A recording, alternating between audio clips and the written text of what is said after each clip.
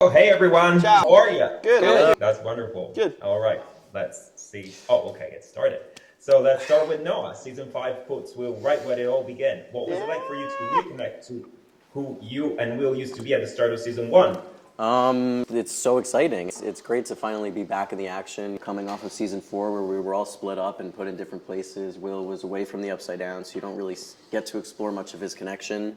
And then we leave off the end of season 4, him kind of doing his classic Goosey's move and turns around, and that brings us into season 5 where we get to explore the whys of why he was taken in the first place and what really is his connection to this Upside Down, and kind of some parallels that we get to understand more. So it's exciting to finally get those questions answered. All right, and Finn, how would you describe Mike's journey in season 5?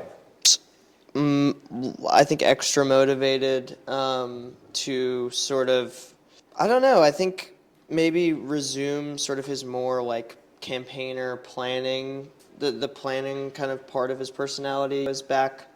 And yeah, I think that he is at a place where he kind of has nothing to lose and feels like his friends and him should just be like, I don't know, going rogue basically, and like standing up for themselves and not pulling any punches because that stakes are at the highest they've been in the show.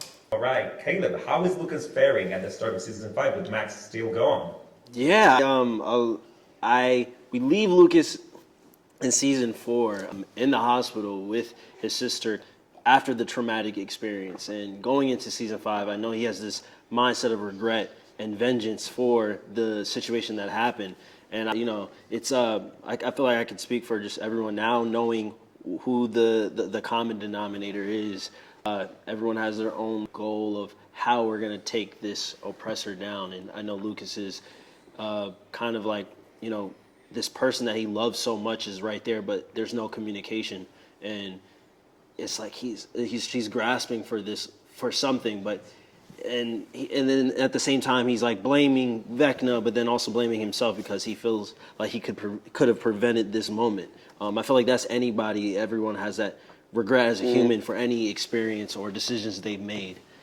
So that's where I feel that's where Lucas is right now when we see him in season 5.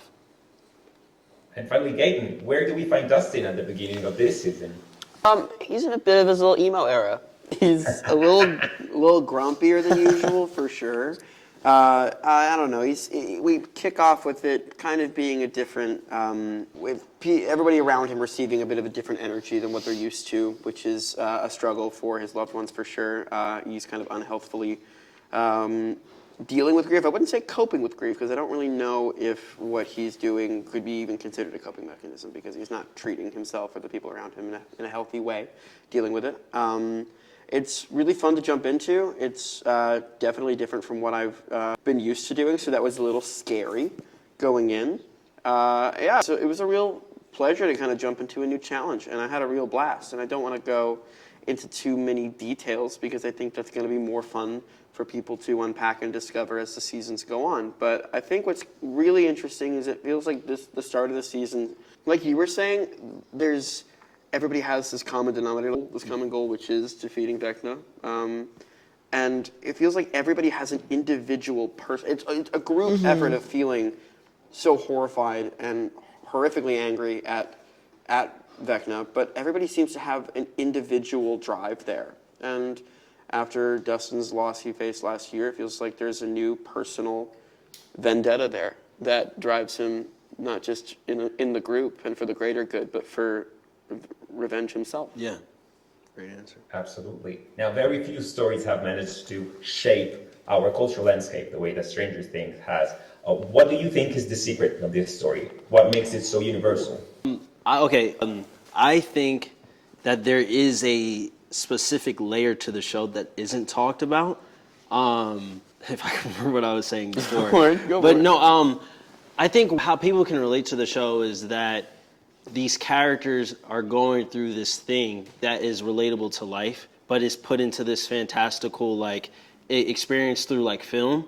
like the Upside Down is this otherworldly thing that we don't really know about until later seasons. And season 1, Will vanishes into thin air, and Winona, her character Joyce, is like, my son, and like he's gone, and everyone thinks she's this crazy person. And sometimes we are going through our own plights in our lives, and people may think we're crazy. And when you watch the show, all these different characters have that upside down experience or that crazy experience to where a lot of people can relate to. Either you're 12 years old to how old is Joyce or Hopper, like 45 or something, you know what I mean? And I feel like that's a secret layer that is not really spoke about. It's not spoke about enough, but it's relatable. And I feel like everybody can sit down and watch it, but then have that fantasy element, the comedy, the drama, and it's an escape. Absolutely. Yeah. I'm afraid my time is up right now, but I really want to thank you guys for talking to me today. Thank you very much. We appreciate it. Thank Nice you. to meet you. Thank you so much. Nice to meet you. Ciao, ciao. Yeah. Bye.